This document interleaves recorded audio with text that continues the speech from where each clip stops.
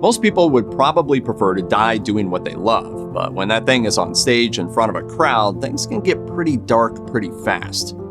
French singer Barbara Weldens was a rising star before her life was cut short by a freak stage accident in 2017. The singer had just released her first album and was appearing at the Leo Forêt Festival in Gougeron, France. According to eyewitnesses, Weldens put on a terrific show and earned a standing ovation. She was soaking it all in when she suddenly lurched forward and fell lifeless to the ground. The singer, who performed barefoot, had stepped on a malfunctioning piece of electrical equipment, and the resulting shock sent her into fatal cardiac arrest. She was only 35 years old. One of the most popular and dynamic wrestlers of the 1990s, Owen Hart was part of a wrestling legacy alongside his brother Bret the Hitman Hart. In May 1999, he was set to make an elaborate entrance at the Over the Edge pay-per-view event as Blue Blazer, being lowered from the rafters into the ring via an elaborate wire system. When it came time to do the stunt, the rigging tragically malfunctioned, sending the Blue Blazer plunging to the mat. He fell onto the top rope and then into the ring, which ended his life in front of a live audience.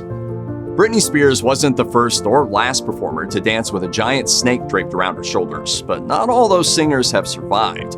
An Indonesian singer named Irma Bule similarly used snakes in her performances, but one show had tragic results. While performing in Karawang, Indonesia in 2016, the 29-year-old was handling a live cobra she'd used for years as a stage prop. During her second song, the snake bit Bule on the thigh. Assuming that someone had de-venomized the cobra, she continued performing, and reportedly turned down an anti-venom offered to her.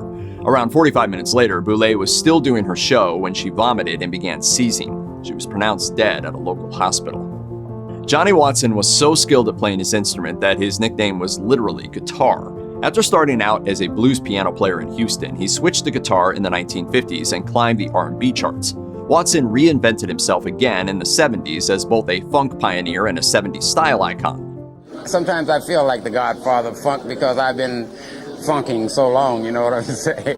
Always an innovator, Watson's 1980 single Telephone Bill is one of the first ever rap songs. Watson toured in 1996, and on May 17th of that year played a gig in Yokohama, Japan. Shortly after taking the stage, Watson collapsed and died from what was later determined to be a heart attack. He was 61. In March 2015, two of Mexico's biggest stars met in the ring, Hijo de Perro Aguayo versus Rey Mysterio Jr. During the match, the legendary Mysterio delivered a powerful flying kick that sent Aguayo flying. The wrestler's body hit the ropes and he collapsed unresponsive. It took over a minute to realize that it wasn't an act, and when the on-call doctor reached Aguayo, it was already too late. Unbelievably, the match continued on with Aguayo still in the ring.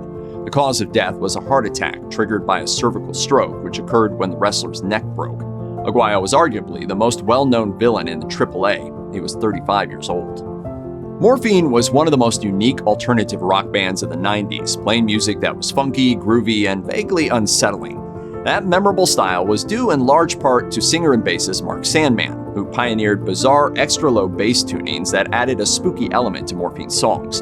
The band was performing at an Italian music festival in 1999 when the 46-year-old suddenly stopped playing and fell to the ground.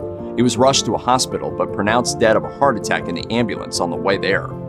He was influential enough that today, a square in Massachusetts is named after him, as well as a staircase in Palestrina, Italy, where he died.